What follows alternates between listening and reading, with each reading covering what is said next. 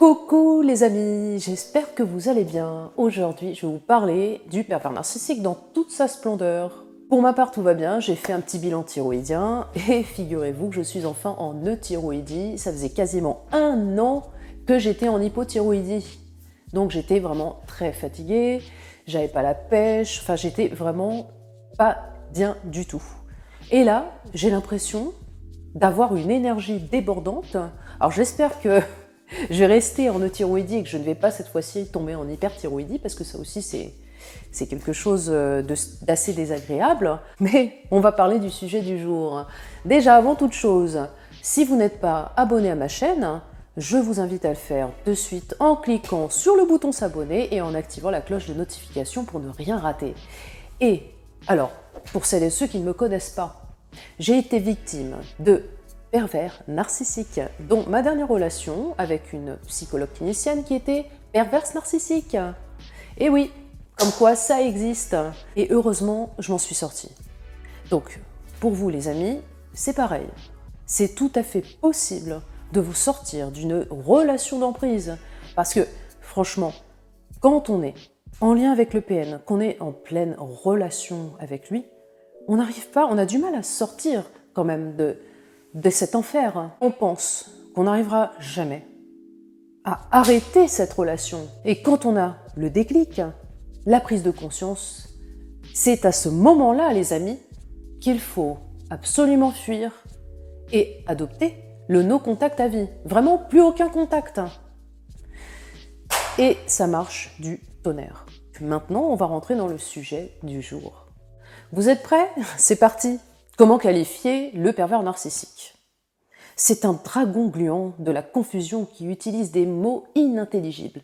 La santé mentale de la victime est vraiment en jeu quand on est en lien avec eux. Et celle-ci ne parvient pas à s'en échapper comme ça, en un coup de baguette magique.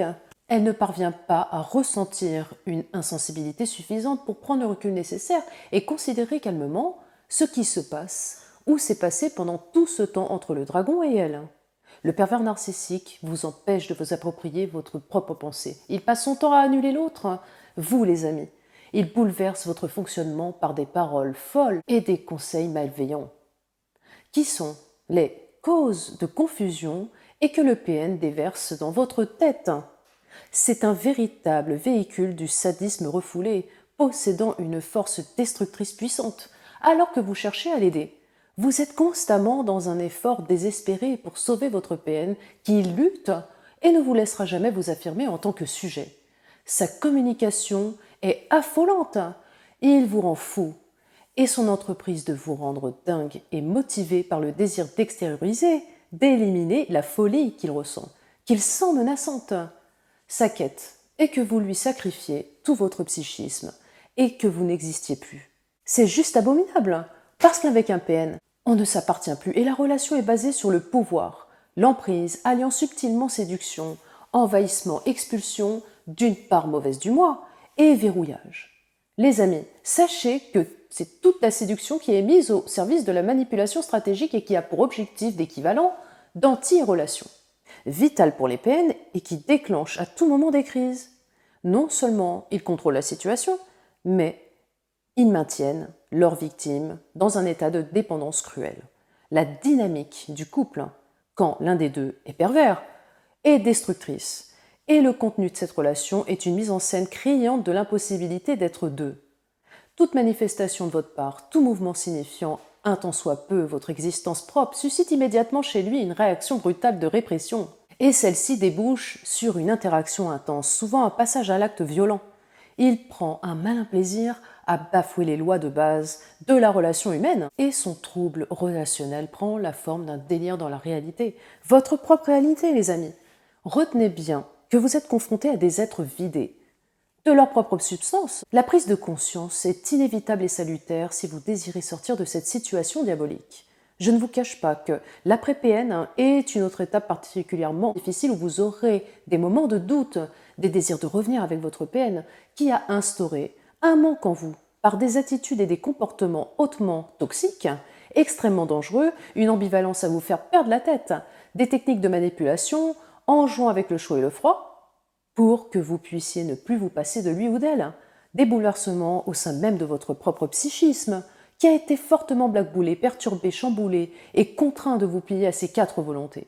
Vous allez devoir replonger au fond de votre être, en effectuant une profonde introspection qui vous permettra de vous retrouver, de revenir sur Terre avec des personnes saines et normales, sur le plan psychique. C'est une étape cruciale qui peut nécessiter la présence de proches bienveillants, de praticiens qualifiés ou encore de psychologues diplômés avec lesquels vous serez à l'aise pour vous confier. Je ferai une vidéo sur l'après-PN et toute la destruction que celui-ci a pu engendrer sur vous. Le champ de ruines dans lequel il vous a laissé.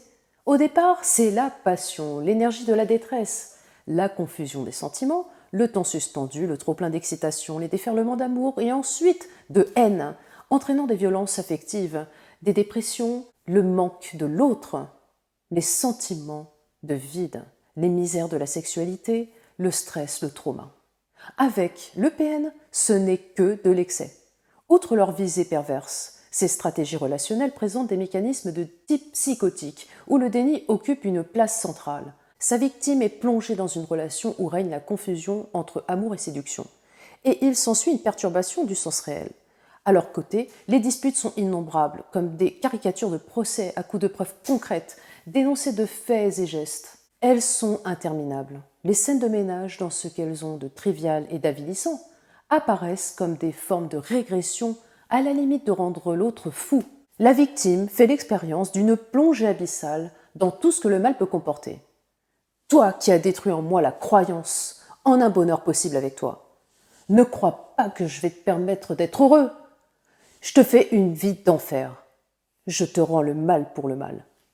Je n'aime plus qu'une chose, te faire du mal. Attention les amis, une fois de plus, il faut comprendre chaque mot, chaque message, chaque attaque du PN comme autant de signes dramatiques qui ne sont autres qu'un langage très direct et horrible qu'il ne faut pas prendre à la légère. J'espère que ma petite vidéo vous a plu. Je vous invite à la liker, la commenter, puis la partager auprès d'un maximum de victimes. Et également de m'encourager à continuer à publier mes vidéos. Je vous embrasse fort les amis, je vous dis à très vite. Ciao!